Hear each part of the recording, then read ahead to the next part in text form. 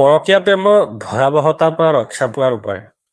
১. পত্নীক সন্মান আৰু মৰম কৰিব, যাতে সন্মান আৰু মৰমৰ অভাৱত তাইৰ মনটো আনলৈ নাযায়। ২. মাজে মাজে পত্নীৰ মোবাইল চলাব, তেতিয়াহে আপুনি গম পাই থাকিব আপোনাৰ পত্নীয়ে কাৰ লগত কি কৰি আছে, আৰু কিবা অলপ বেয়া দেখিলেই ডাঙৰ কাণ্ড এটা ঘটি যোৱাৰ আগতে আপুনি আগতীয়া ব্যৱস্থা গ্ৰহণ কৰিব পাৰিব। নতুবা আপুনি সঘনাই তাইৰ মোবাইল চেক কৰি থাকিলে তাই বেয়া কাম কৰিবলৈ সাহস নকৰিব। ৩. পত্নীৰ আগত আৰু সমাজৰ আগত নিজক বৰ নম্ৰ, ভদ্ৰ, ধাৰ্মিক আৰু ভাল মানুহ যেন নেদেখাব। কোমল মানুহৰ পত্নী পৰকীয়া কৰাৰ সম্ভাৱনা বেছি, কাৰণ এনেকুৱা মানুহক সমাজৰ মানুহে বা পত্নীয়ে ভয় নাখায়। ৪. যিমান সম্ভৱ পত্নীক বেলেগ পুৰুষৰ লগত কথা পতাৰ সুযোগ সুবিধা কম দিব। নাৰী জাতি বৰ কোমল, অতি সহজে প্ৰেমত পৰি যায়, আৰু নাৰী প্ৰেমত পৰি গ'লে ভয়ানক হৈ যায়। প্ৰেমত অসুবিধা পালে নাৰীয়ে নিজৰ সন্তানকো শেষ কৰি দিব পাৰে। সেয়ে আপোনাৰ অনুপস্থিতিত কোনো পুৰুষক ঘৰত অহাৰ অনুমতি নিদিব। ৫. যাৰ পত্নীয়ে নিজক একো নজনা, নুশুনা, একো বুজি নোপোৱা বা নিজক বৰ ভাল মানুহ যেন দেখুৱায়, তেনে পত্নীৰ ওপৰত বেছি চকু ৰাখিব।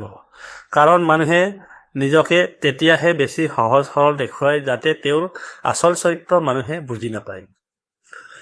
কেতিয়াবা পৰকীয়া কৰা সৰু সুৰা প্ৰমাণ পালে পত্নীৰ ঘৰৰ মানুহৰ লগত আৰু নিজৰ ঘৰৰ মানুহৰ লগত খোলা মেলাকৈ আলোচনা কৰক। গোপনে ক্ষমা কৰি দিলে ভাল হোৱাৰ বিপৰীতে বেছি চালাক হৈ যাব। মানুহে ভাল হ'বলৈ ক্ষমা নোখোজে। ৭.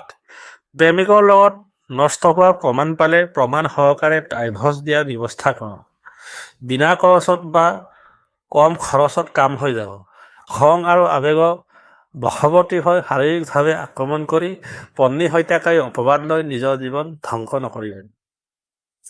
৮. বিয়াৰ পিছত বেলেগকৈ থাকিব বিচৰা বা বেলেগ ঠাইত থাকিব বিচৰা নাৰী পৰকীয়া কৰাৰ সম্ভাৱনা বেছি। ৯. অতীত থকা ছোৱালীক বিয়া নাপাতিব, কাৰণ যি পুৰুষে এবাৰ ক্ষমা কৰিব পাৰিছে তেওঁ দ্বিতীয়বাৰ ক্ষমা কৰিব পাৰিব যেন লাগে। অতীত থকা ছোৱালী পৰকীয়া কৰাৰ সম্ভাৱনা বেছি।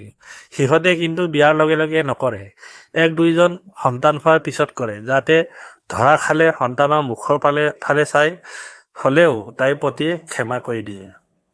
১০. পৰকীয়া বৰ আমোদজনক, বৰ তৃপ্তিদায়ক। পৰকীয়াৰ এক গভীৰ সুখ আছে। গতিকে আপোনাৰ পত্নীয়ে আপোনাক বৰ প্ৰেম কৰিলেও, বৰ ধাৰ্মিক কাম কৰিলেও পৰকীয়া কৰিব পাৰে।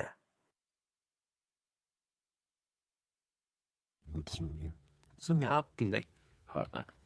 Det er jo ikke så til at blinde, de skal